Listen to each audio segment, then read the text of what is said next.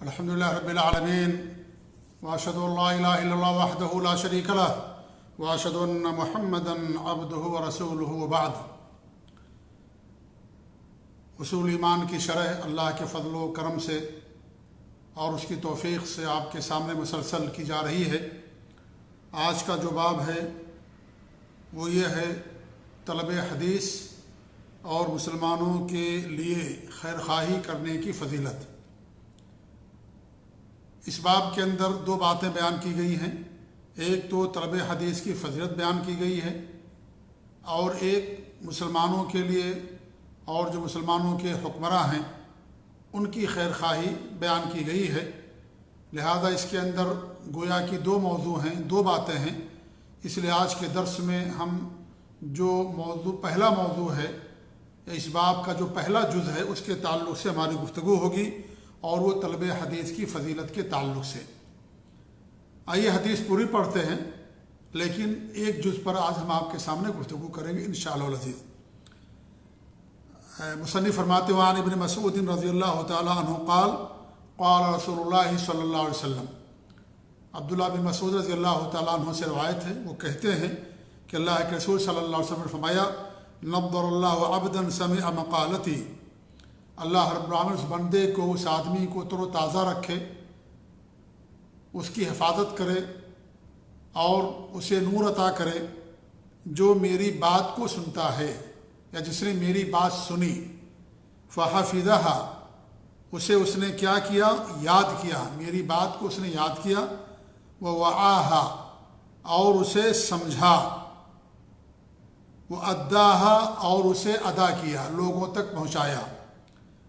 فرب حامل فقہ غیر فقیہ، ہو سکتا ہے کہ جو فقہ کا اٹھانے والا ہو غیر فقیہ ہو، یعنی اس کے اندر نصوص کی سمجھ اور فقہ اور استنباط کی کچھ کمی ہو۔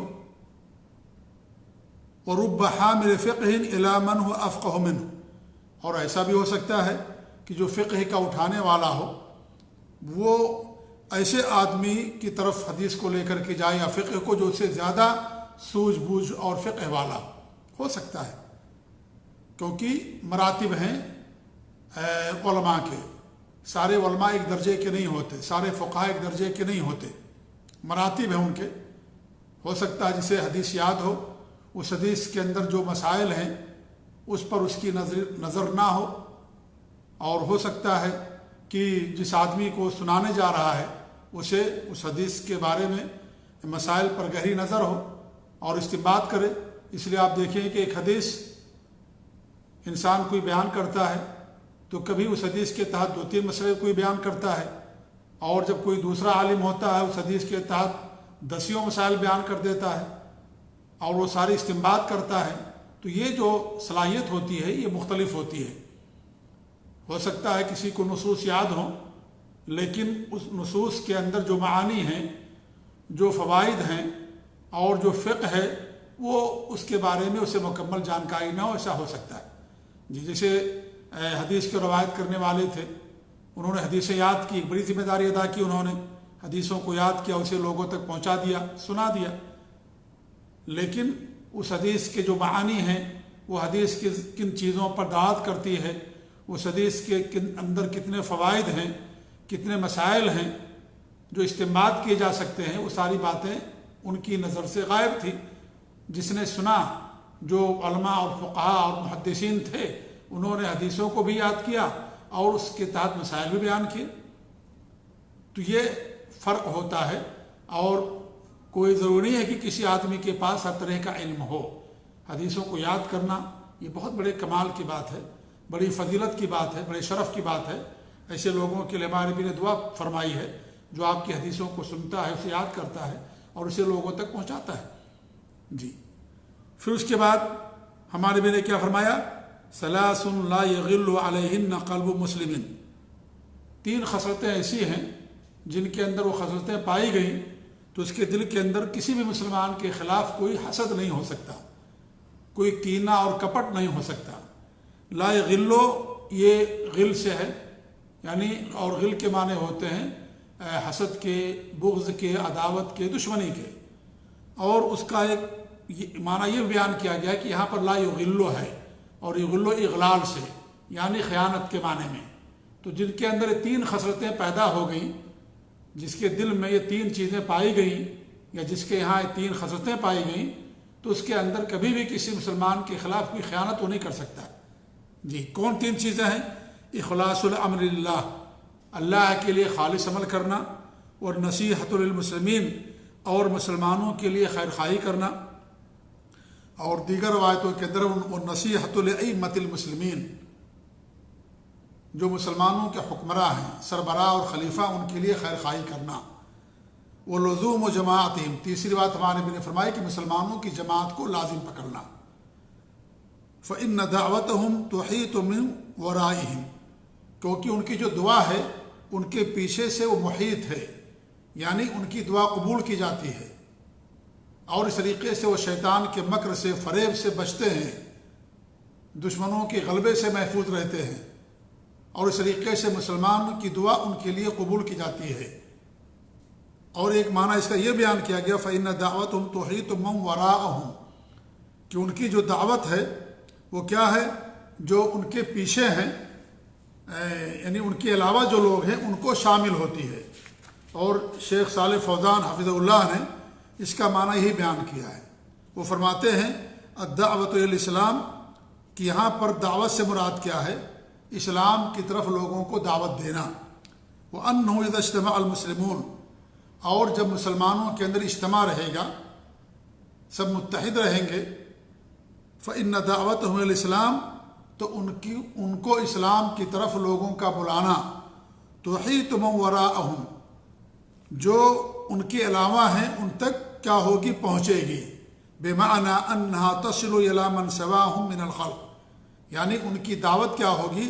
جو ان کے علاوہ جو دیگر لوگ ہیں ان کی دعوت ان تک پہنچے گی. جب ان کا کلمہ متحد رہے گا، وہ آپس میں متفق رہیں گے، اختلافات نہیں کریں گے، اور دین سے دوری ان کے یہاں نہیں ہوگی، تو ان کے اسلام کی طرف جو دعوت ہے، جو لوگوں کو اسلام کی طرف بلانے والی بات ہے، وہ دیگر لوگ اسے قبول کریں گے، اس لیے کہ وہ دیکھیں کہ متحد ہیں، وہ ان کے یہاں کوئی اختلاف نہیں ہے، سب ایک دوسرے سے محبت کرتے ہیں، اور سب نبی کی سنتوں پر دین کے مطابق زندگی گزارتے ہیں. لہذا ان کی دعوت کے اندر تاثیر ہوگی، اور لوگ یہ دیکھ کر کے متاثر ہوں گے، اور ان کی دعوت قبول کی جائے گی، اور لوگ مسلمان ہوں گے. وَأَنَّهُمْ إِذَا اخْتَلَفُوا، لیکن جب وہ لوگ آپس میں اختلاف کر بیٹھیں گے، فَإِنَّهُمْ سَيَشْتَغِلُونَ بِأَنفُسِهِمْ، تو لوگ آپس ہی میں لڑ بھڑیں گے، آپس ہی میں لڑ بھڑیں گے، آپس ہی میں مشغول ہو جائیں گے.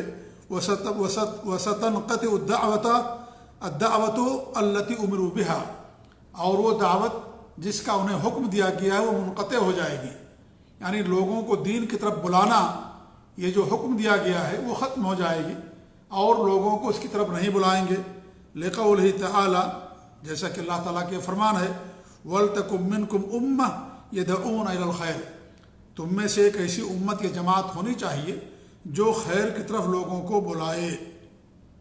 تو انہوں نے اس کا معنی فإن دعوتہم تحیط من وراءہم، اس کا معنی انہوں نے یہ بیان کیا ہے کہ جب لوگ آپس میں متفق رہیں گے، متحد رہیں گے، اور غیروں کو یا اس طریقے سے کفار و مشرکین کو اسلام کی دعوت دیں گے، تو لوگ ان کی دعوت کو قبول فرما کریں گے، اسلام میں داخل ہوں گے، ان کے اس اتفاق و اتحاد کی وجہ سے، اور اس ذمہ داری کو ادا کرنے کی وجہ سے. اور جب وہ آپس میں اختلاف کر بیٹھیں گے، لڑ بھڑیں گے، ایک دوسرے کے خلاف ہوں گے، آپس میں حسد بغض عداوت کریں گے، تو پھر ان کی بات کیا ہوگی؟ قابل قبول نہیں ہوگی، اور لوگوں پر اس کا اثر نہیں ہوگا. تو ایک معنی تو یہ ہو گیا ہے، اور ایک معنی جیسا کہ میں نے پہلے بیان کیا کہ اس کا ایک معنی یہ ہے کہ فإن دعوتہم تحیط من ورائہم،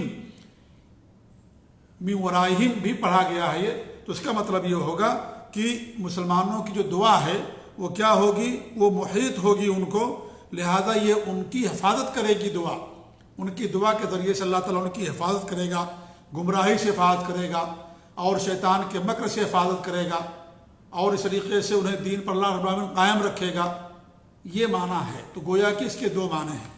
تو بہر کیف اس حدیث کے اندر 2 باتیں ہمارے نبی صلی اللہ علیہ وسلم فرمائی ہے، اور یہ حدیث کم و بیش 20 صحابہ کرام سے مروی ہے، جن میں عبداللہ بن مسعود ہیں، اور زید بن ثابت ہیں، انس بن مالک ہیں، جبیر بن مطعم ہیں، یعنی تقریباً 20 صحابہ کرام سے حدیث مروی ہے اور حدیث صحیح ہے۔ سنن کی روایت ہے، مسند احمد کی روایت ہے، اور علماء نے، محدثین نے اس حدیث کو صحیح قرار دیا ہے، بلکہ اسے متواتر بتایا ہے بہت سارے علماء نے، کیونکہ 20 صحابہ سے حدیث مروی ہے اور حدیث کی مختلف کتابوں کے اندر یہ حدیث پائی جاتی ہے۔ اس حدیث کا جو پہلا جز ہے وہ حدیث کی فضیلت کے تعلق سے ہے، حدیث کی اہمیت کے تعلق سے ہے کہ حدیث دین اسلام کے اندر کتنی اہمیت کے حامل ہے، کیونکہ حدیث یہ دوسرا مصدر ہے۔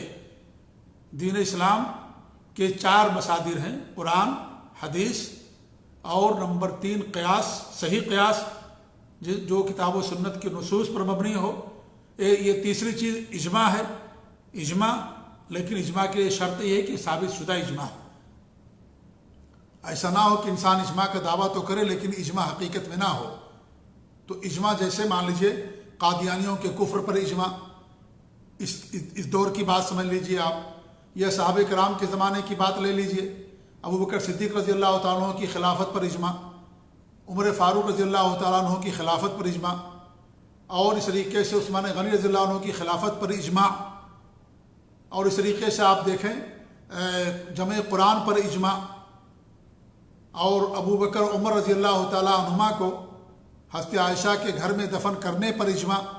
تو بہت سارے ہیں ایسے اجماع جو ثابت شدہ ہیں، جن میں کوئی اختلاف نہیں کر سکتا ہے۔ تو اجماع یہ تیسرا مصدر ہے، تیسرا سورس ہے، اور چوتھا سورس کیا ہے؟ قیاس، وہ قیاس جو کتاب و سنت کے موافق ہو۔ یہ 4 چیزیں اسلام کے مصادر کہلاتی ہیں۔ ان میں سے 2 بنیادی ہیں اور دونوں مستقل ہیں، ان میں کوئی شرط نہیں ہے۔ ایک تو قرآن اور ایک اور حدیث ہے۔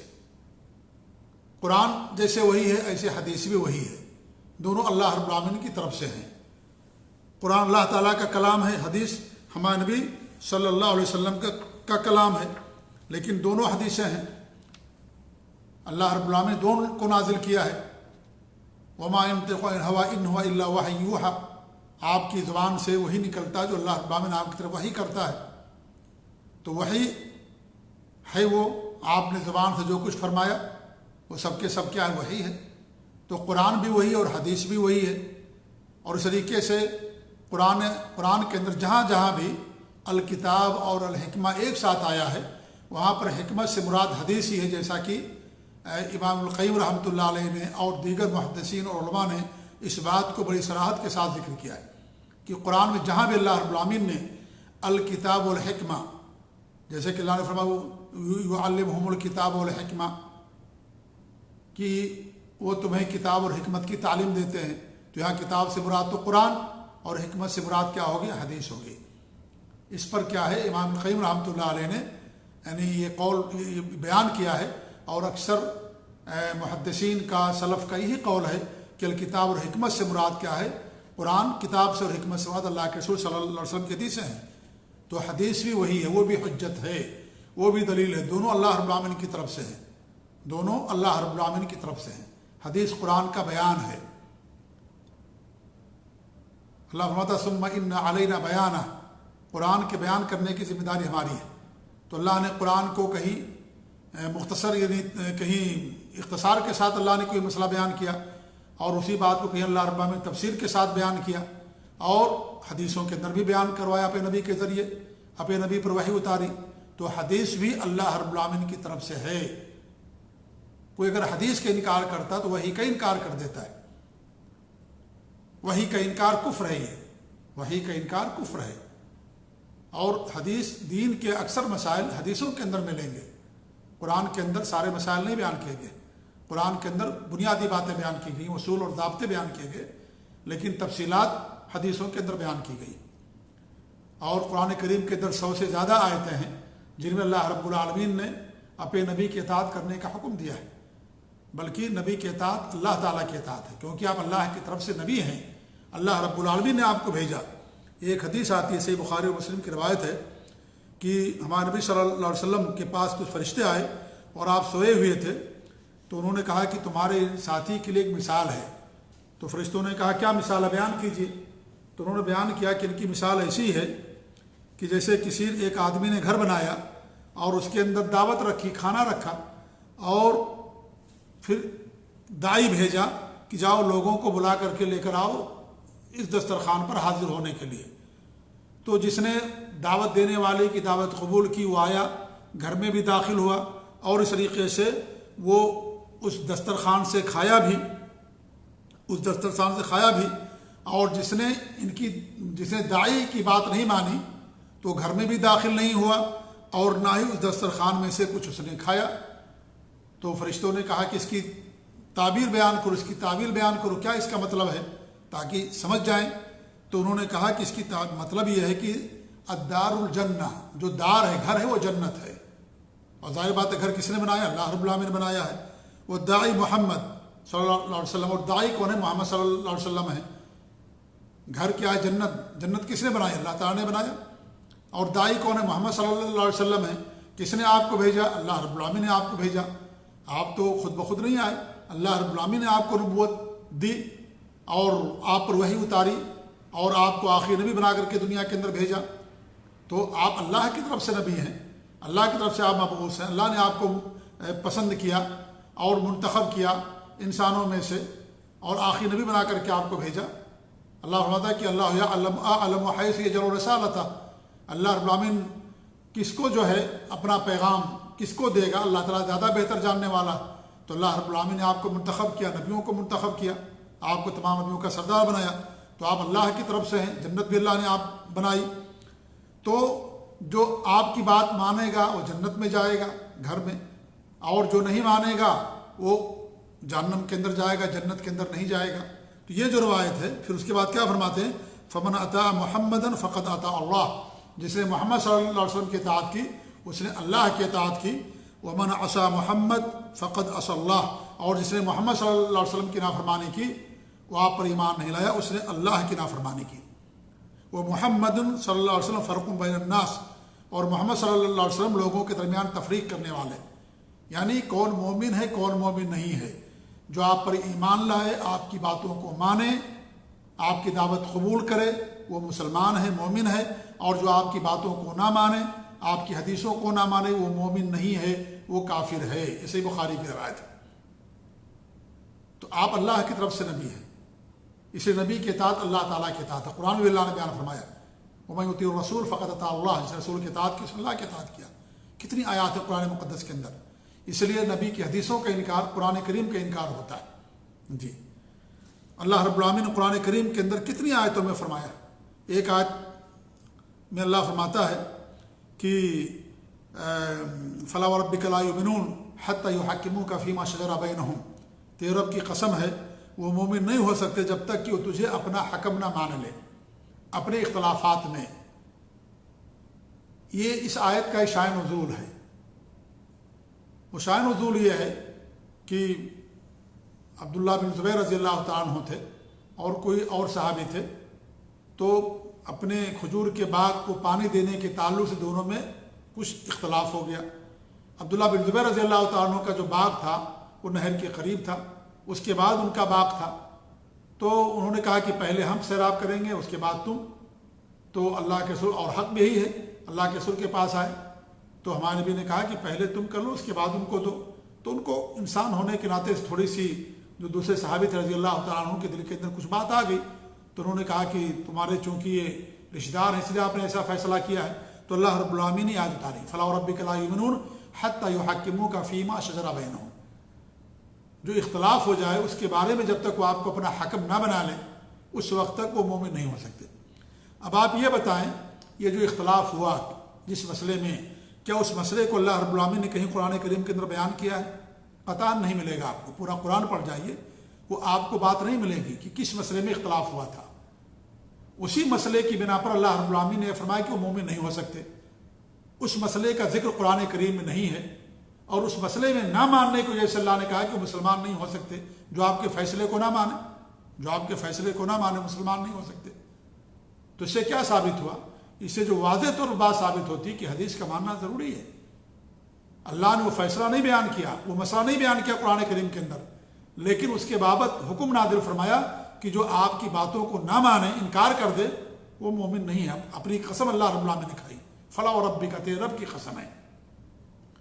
اس طریقے سے ایک اور آیت کریمہ ہے وما کان للمؤمن ولا مؤمنہ اذا قضى الله ورسوله امرا ان يكون لهم الخيرة من امرهم ومن يعص الله ورسوله فقد ضل ضلالا مبینا. یہ سورہ احزاب کی آیت ہے کہ اللہ فرماتا ہے کہ جو کسی مومن اور مومنہ عورت کے لیے یہ نہیں ہے جائز کہ جب اللہ اور اس کے رسول کسی چیز کا فیصلہ کر دیں تو ان کو اختیار ہو اس بات کے نہ ماننے کا، اور جو اللہ اور اس کے رسول کی نافرمانی کرتا ہو بڑی گمراہی کے اندر پڑ گیا.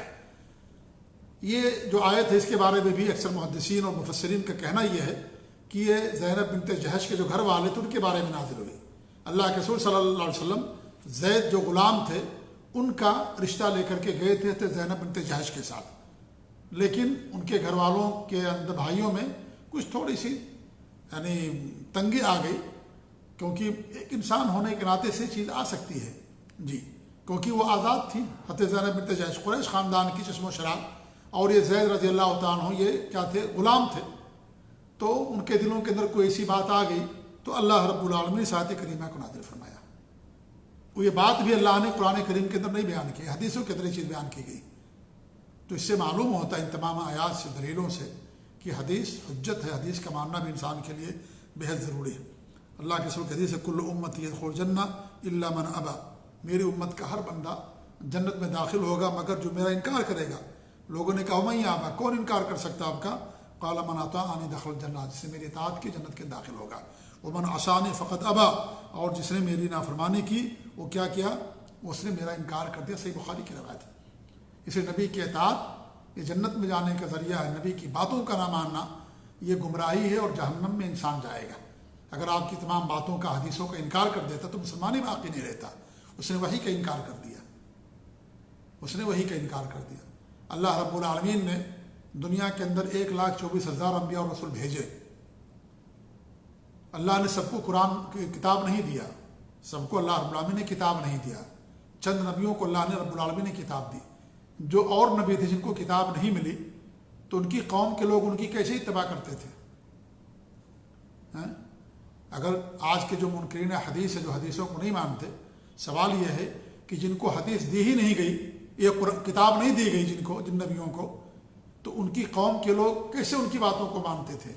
اگر آپ یہ کہیں کہ صرف اللہ تعالیٰ کا کلام معتبر ہے اور وہی حجت ہے اور اسی کو ہم مانیں گے اور باقی چیز نہیں مانیں گے، اللہ کے رسول کی حدیثوں کو نہیں مانیں گے، تو اس سے پہلے جو انبیاء آئے جن کو اللہ نے کتاب نہیں دیا، ان پر کتاب نہیں اتاری، تو ان کی قوم کے لوگ ان کی کیسے اتباع کرتے تھے؟ ظاہر بات ان کی حدیثوں کو مانتے تھے، ان کی باتوں کو مانتے تھے. یہی ان کی اتباعیوں پر ایمان تھا، کیونکہ کتاب تو ہے نہیں، اللہ تعالیٰ کلام تو ان کے پاس ہے نہیں، تو لوگوں کو کیا بتاتے تھے؟ اللہ رب العالمین آپ کی طرف وہی کرتا تھا، جبریل امین آتے تھے اور انہیں بتاتے تھے، وہ لوگوں کو دین کی طرف بلاتے تھے. تو یہ تو نبی کا انکار ہو جائے گا. اگر کوئی اللہ کے رسول کی حدیث کو نہ مانے تو نبی کا انکار ہے. یہ گویا کہ نبی کی ضرورت ہی نہیں ہے. صاف بات ہے یہ. اللہ کے رسولوں کی حدیثوں کا انکار، قرآن کا انکار ہی ہے، نبی کا بھی انکار ہے، اللہ رب العالمین کا انکار ہے.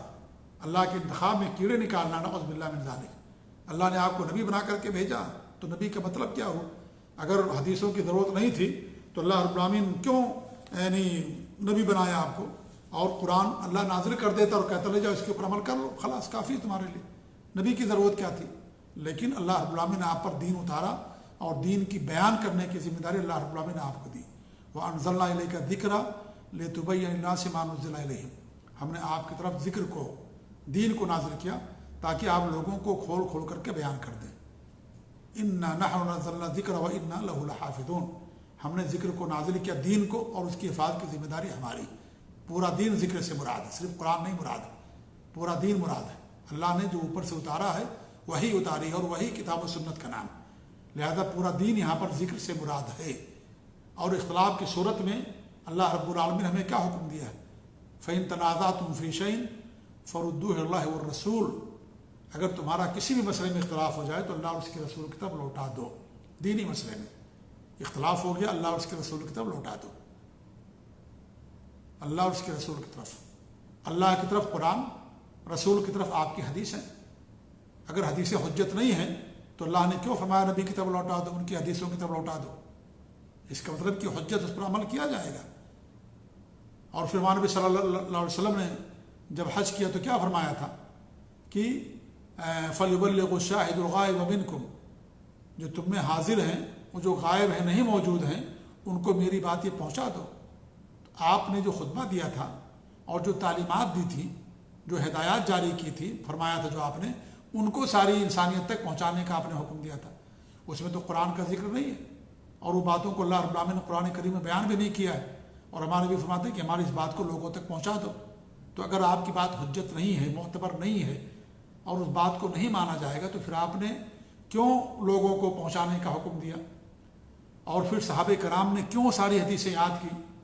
محدثین نے حدیثوں کو لکھا اور اس طریقے سے کتابیں اس کے لیے لکھی اور حدیثوں کو یہ جمع کر دیا۔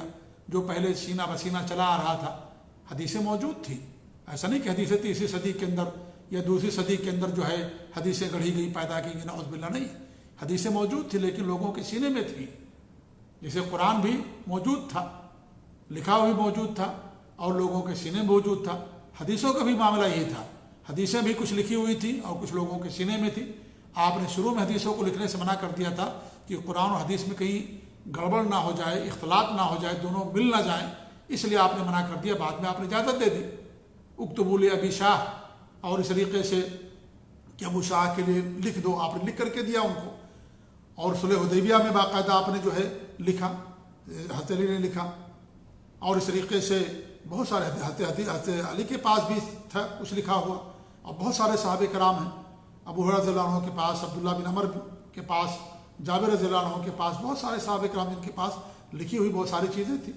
جی ہاں، یعنی حدیثیں تھیں ان کے پاس لکھی ہوئی، لکھ کر کے رکھتے تھے وہ لوگ۔ جی، تو اس طریقے سے حدیثیں لکھی گئی، اللہ کے رسول کے زمانے ہی میں لکھی گئی۔ جی ہاں، لیکن حدیثیں لوگوں کے سینوں میں زیادہ محفوظ تھی، بعد میں انہیں کتاب کی شکل میں دیا گیا۔ تو جو لوگ شوشہ پیش کرتے ہیں کہ تیسری صدی ہجری کے اندر حدیثیں لکھی گئیں، یہ سب جو ہے جھوٹی بات ہے، یہ سب گمراہی والی بات ہے۔ حدیثیں لوگوں کے سینے کے اندر محفوظ تھیں، انہیں کو لکھا گیا، اس لیے باقاعدہ سلسلہ بیان کیا گیا، سند بیان کی گئی کہ نبی سے فلاں صحابی نے سنا، صحابی سے فلاں تابعی نے سنا، تابعی سے فلاں تبع تابعی نے سنا، پھر فلاں محدث نے سنا۔ اگر اسی زمانے کی حدیث ہوتی تو نبی کی طرف منسوب کرنے کی کیا ضرورت تھی، اور سند بیان کرنے کی کیا ضرورت تھی کہ انہوں نے فلاں سے سنا، انہوں نے فلاں سے سنا؟ تو یہ سب گمراہی اور ضلالت ہے یہ۔ جی، اور ہمارے نبی کی پیشین گوئی تھی کہ ایک ایسا وقت آئے گا کہ لوگ حدیثوں کا انکار کر دیں گے، تو ایسے لوگ پیدا ہوئے جنہوں نے ہمارے نبی کو حدیثوں کو انکار کر دیا۔ افسوس کی بات تو یہ ہے کہ لوگ اپنی باتوں کو قرآن کی تفسیر کے لیے معتبر اور حجت تو مانتے ہیں، لیکن نبی کی باتوں کو، صحابہ کی باتوں کو معتبر نہیں مانتے۔ نعوذ باللہ من ذالک۔ کس قدر یہ حماقت اور جہالت اور دین سے دوری کا نتیجہ ہے، یہ کس قدر گمراہی ہے، یہ ضلالت ہے یہ کہ اللہ کے رسول کی باتوں کو انسان معتبر نہ مانے اور اپنی باتوں کو تفسیر کے لیے معتبر مانے۔ اس لیے قرآن کی منمانی تفسیر کرتے ہیں، کوئی کچھ کرتا ہے، کوئی کچھ کرتا ہے اپنی عقل کے مطابق، نبی کی حدیث کو معتبر نہیں مانتے۔ نعوذ باللہ من ذالک، یہ کھلا ہوا کفر ہے۔ اور حدیثوں کے انکار کرنے کے کفر پر علماء نے باقاعدہ اجماع نقل کیا ہے۔ جی ہاں، امام سیوطی نے، امام شافعی نے، اس سے پہلے اور ان سے پہلے علماء نے، ابن عبد البر رحمۃ اللہ علیہ نے، اور دیگر ائمہ کرام رحمۃ اللہ علیہ اجمعین نے باقاعدہ اجماع نقل کیا، جو حدیث کو نہ مانے کیا ہے وہ کافر ہو جاتا، مسلمان ہی باقی رہتا، کیونکہ حدیث کا انکار نبوت کا انکار ہے۔ جی، قرآن کا انکار، اللہ رب العالمین کا انکار، پورے دین کا انکار ہے۔ آپ دین پر عمل ہی نہیں کر سکتے حدیثوں کے بغیر۔ تو الغرض اس سے حدیث کی اہمیت اور اس کی فضیلت کا اندازہ ہوتا ہے کہ ہمارے نبی نے اس آدمی کے لیے دعا فرمائی جو حدیثوں کو سنتا ہے۔ 4 چیزیں ہمارے نبی نے بات فرمائی، ایک تو سننا ہو گیا، لہذا حدیثیں بھی سننا چاہیے ہمیں۔ بہت سارے ہمارے بھائی ہیں، اللہ انہیں ہدایت دے دے، جب انہیں حدیثیں سنائی جائیں تو ناک بھو چڑھاتے ہیں، اختلاف کرتے ہیں، کہتے ہیں آپ نے مطلب کہ حدیثیں سناتے ہیں۔ حدیثوں کو وہی لوگوں نے فرقوں میں تقسیم کر دیا، نعوذ باللہ من ذالک۔ اور اگر کچھ تحریکی خوارج ذہن کے لوگ ہیں تو ان کو اگر حدیثیں سنائیے، وہ حدیثیں جس میں جو مسلمانوں کے حکمراں ان کی اطاعت کرنے کی بات کہی گئی ہے تو ناک بھوں چڑھاتے ہیں، ان کو برا لگتا ہے، نہیں سنتے ان حدیثوں کو۔ جو صوفیہ ہیں، شرک کرنے والے ہیں، قبر پرست لوگ ہیں، وہ توحید کی باتوں کو سنائیے، وہ لوگ جو ہے ناک بھوں چڑھاتے ہیں، نہیں سنتے۔ تو ہمارے نبی نے فرمایا کہ اس آدمی کے لیے تر و تازگی کی دعا ہمارے نبی نے فرمائی، ظاہر بھی اس کا تر و تازہ اور اس کے چہرے پر نور، اور اس کا اندر بھی، دل بھی تر و تازہ، اور دل کے اندر بھی اللہ کا نور۔ کتنی بڑی دعا کی ہمارے نبی صلی اللہ علیہ وسلم نے، اور اس دعا کے سب سے پہلے مستحق صحابہ کرام ہیں، کیونکہ صحابہ کرام نے آپ کی حدیثوں کو سنا، اسے یاد کیا، معنی کو سمجھا، لوگوں تک پہنچایا۔ اگر وہ نہیں پہنچائے ہوتے تو ساری حدیثیں ختم ہو جاتی، لیکن انہوں نے حدیثوں کو یاد کیا، باقاعدہ لوگوں تک پہنچایا. تو سب سے بڑی فضیلت تو صحابہ کرام کے لیے یہاں پر کہ اللہ ان کو تر و تازہ رکھے، دنیا کے اندر بھی آخرت کے اندر بھی. اور دو معنی یہاں بیان کیا گیا، دونوں معنی یہاں مراد ہے. دنیا کے اندر بھی تر و تازگی اور ان کے چہرے پر رونق، اور اللہ تعالیٰ کی طرف سے ان کے لیے حفاظت اور ان کی بھلائی اور خیر، تمام چیزیں دنیا کے اندر ہدایت پر رہیں اور حق پر رہیں اور سکون کے ساتھ رہیں. اور دوسری چیز آخرت کے اندر بھی ان کے لیے تر و تازگی اور ان کے لیے اللہ کی طرف سے نور اور جنت کی بشارت اور جنت میں داخلے کا سرٹیفکیٹ. دونوں چیزیں اس کے اندر شامل ہیں. تو سب سے پہلے تو صحابہ کرام اس فضیلت کے اندر شامل ہیں. آج جو صحابہ کرام گالیاں دیتے ہیں، جو روافظ ہیں اور خوارج یا اس طریقے سے اور جو صحابہ کرام پر جو ہے ان کی تنقید کرتے ہیں اور اس طریقے سے ان کے اندر خامیاں نکالنے کی کوشش کرتے ہیں، تو ایسے لوگوں کو ڈرنا چاہیے. یہ حدیث سب سے پہلے صحابہ کرام کی فضیلت پر دلالت کرتی ہے، کیونکہ صحابہ کرام سب سے پہلے شخص ہیں، اولین جماعت ہے جنہوں نے اس کو یاد کیا حدیثوں کو. ہمارے نبی سنا حدیثوں کو، جی ہاں، اور اسے یاد کیا باقاعدہ. تو پہلی بات سننے کی ہمارے نبی نے بیان فرمائی، اور دوسری بات یاد کرنے کی. سنا، یاد کریں، جیسے ہم قرآن کی آیتیں یاد کرتے ہیں نا، ایسے حدیثوں کو بھی یاد کریں. وہ ابھی میں نے خطبہ جمعہ دیا تو جابر رضی اللہ عنہ کی حدیث جو استخارے کے تعلق سے ہے کہ اللہ کے رسول صلی اللہ علیہ وسلم ہمیں جیسے قرآن کی صورتیں یاد کراتے تھے، ایسے استخارہ کی دعا یاد کراتے تھے. استخارے کی دعا یہ قرآن کی آیت نہیں، ہمارے نبی کی حدیث ہے، یہ آپ ان کو یاد کراتے تھے. تو ہمیں بھی چاہیے کہ اللہ کے رسول کی حدیثوں کو یاد کریں. ایک حدیث یاد کریں، کتنی حدیث یاد ہو جائیں گی. یاد کرنا چاہیے انسان کو حدیثوں کو. اگر ہم چاہتے ہیں کہ اللہ کے رسول کی دعا ہم کو شامل حال ہو جائے، مل جائے، تو ہمیں اللہ کے رسول کی حدیثوں کو یاد کرنا چاہیے. یاد ہو ہمیں حدیثیں، جی. لیکن آج بڑا افسوس کا عالم ہے کہ انسان نہیں یاد کرتا حدیثوں کو. حدیثوں کو یاد کریں گے، آپ کا چہرہ تر و تازہ رہے گا، نور رہے گا، دین پر قائم رہیں گی، استقامت رہے گی آپ کے پاس. اللہ رب العالمین کی طرف سے توفیق ملے گی، اللہ کی طرف سے آپ کے لیے رضامندی ہوگی. کتنی ساری بشارتیں اور خوشخبریاں ایسے انسان کے لیے. تو نمبر 1 سننا، نمبر 2 یاد کرنا، نمبر 3 معانی کو سمجھنا، کہ انسان اس حدیث کے معانی کو سمجھے کہ اس میں ہمارے نبی نے کیا بیان فرمایا. اور نمبر 4 اس کو لوگوں تک پہنچانا، یعنی اسے اپنے تک محدود نہ رکھ لینا، اپنے تک محدود نہ رکھنا، بلکہ اسے لوگوں تک پہنچانا. یعنی علم ہو گیا آپ کے پاس، حدیثیں معلوم ہو گئی، قرآن کی آیتیں آپ کو یاد ہو گئیں، آپ کو مسئلہ معلوم ہو گیا، اس کی طرف آپ لوگوں کو بلائیے، دعوت دیجیے اپنی وسعت بھر، اپنی استطاعت بھر. پہلے علم حاصل کریں اور اس کے بعد اس کی طرف لوگوں کو بلائیں عمل کرنے کے بعد. تو 4 چیزیں ہمارے نبی نے فرمائی: سننا، یاد کرنا، معانی کو سمجھنا اور اس کی طرف لوگوں کو بلانا. معنی کے سمجھنے میں فرق ہوتا ہے. جی، ہو سکتا ہے کہ کچھ لوگوں کو صرف حدیثیں یاد ہوں اور انہیں اس حدیث کے جو معانی ہیں اور اس کے اندر جو مطلب ہے، جو فوائد ہیں، وہ ساری چیزیں انہیں معلوم نہ ہو. ایسا ہو سکتا ہے. جیسے حدیثوں کو روایت کرنے والے تھے، انہوں نے حدیثوں کو یاد کر لیا، الحمدللہ، سنا بھی اور یاد بھی کر لیا. یہ بہت بڑی فضیلت کی بات ہے ان کے لیے، بہت بڑی فضیلت کی بات ہے. ایک ذخیرے کو انہوں نے، ایک مصدر کو، سورس کو انہوں نے محفوظ کر لیا، حدیثوں کو یاد کر لیا، لوگوں تک پہنچا دیا، الحمدللہ. کتنی بڑی فضیلت کی بات. تو حدیثوں کا سمجھنا یہ کیا ہے؟ یہ فرق ہوتا ہے. سب کا علم برابر نہیں ہوتا. قرآن کے بارے میں یہی بات ہے. سائے لوگ قرآن کی ہر آیت کا مطلب نہیں سمجھتے، تفسیر نہیں سمجھتے ہر آیت کی. اس میں بھی فرق ہوتا ہے. بعض صحابہ کو زیادہ تھا، کچھ صحابہ کو ان سے کم تھا. ایسے حدیثوں میں کچھ صحابہ کو حدیث زیادہ یاد تھی، کچھ صحابہ کو حدیث کم یاد تھی. ایسے محدثین کا بھی دیکھ لیجئے، فقہا کا بھی دیکھ لیجئے، علماء کو دیکھ لیجئے. تو جو فقہا محدثین ہیں، ایک ایک حدیث میں 10 مسئلے بیان کرتے ہیں، 60 مسئلے ایک حدیث کے تحت بیان کرتے ہیں. تو یہ اللہ کی طرف سے ایک توفیق ہوتی ہے، اور اللہ رب العالمین جس کو نوازتا ہے اسے دیتا ہے، جس کو چاہتا ہے. کہ دین کی سمجھ، حدیث کی سمجھ، قرآن کی آیت کی سمجھ، کہ ایک آیت کا کتنا معنی ہو سکتا ہے، یا اس آیت کے اندر کتنے مسائل آ سکتے ہیں. ایک حدیث ہے، اس حدیث کے اندر کتنے مسائل آ سکتے ہیں، اور اس حدیث کے اندر کیا فائدے ہیں. یہ کیا ہے؟ یہ اللہ کی طرف سے ایک صلاحیت ہوتی ہے جو اللہ رب العالمین جس کو چاہتا ہے اسے دیتا ہے. تو سب کا علم برابر نہیں ہوتا. فوق کل ذی علم علیم، ہر علم والے کے اوپر ایک علیم ہے. کبھی انسان کو دعویٰ نہیں کرنا چاہیے، نہ اپنا تزکیہ کرنا چاہیے کہ مجھے پوری حدیثوں کا علم ہے، سارے مسائل کا علم ہے، پوری تفسیر کا علم ہے، پورے دین کا علم ہے. یہ غرور، گھمنڈ ہے. یہ وہی کرے گا جو جاہل ہوگا. کبھی عالم ایسا گھمنڈ نہیں کر سکتا ہے.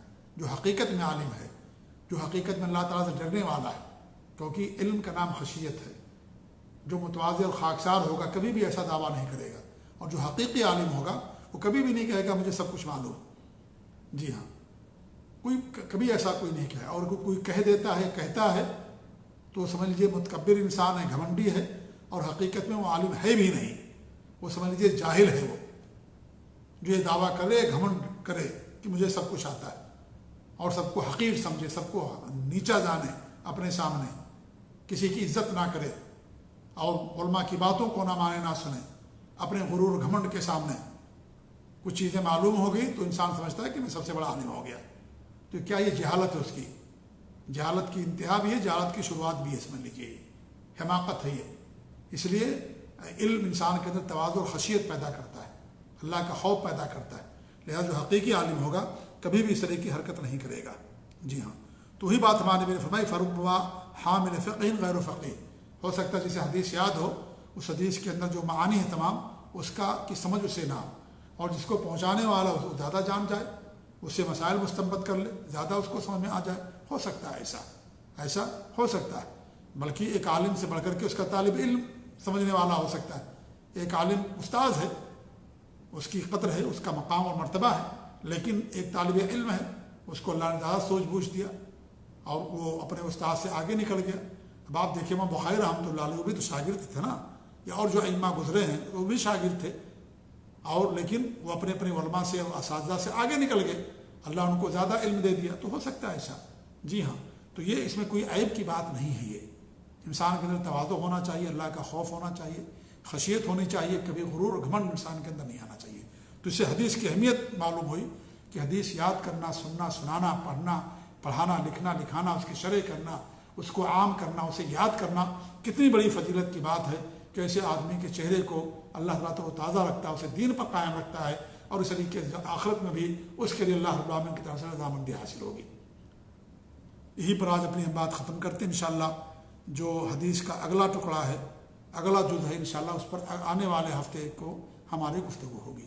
اللہ تعالیٰ ہم سب کو دین کی سمجھ دے، اللہ تعالیٰ ہم سب کو حدیث کی اہمیت کو سمجھنے کی توفیق دے اور حدیثوں پر عمل کرنے کی توفیق دے، آمین۔ وصلی اللہ علیہ محمد وعلی آلہ وصحبہ اجمعین، وجزاکم اللہ خیر، والسلام علیکم ورحمۃ اللہ وبرکاتہ۔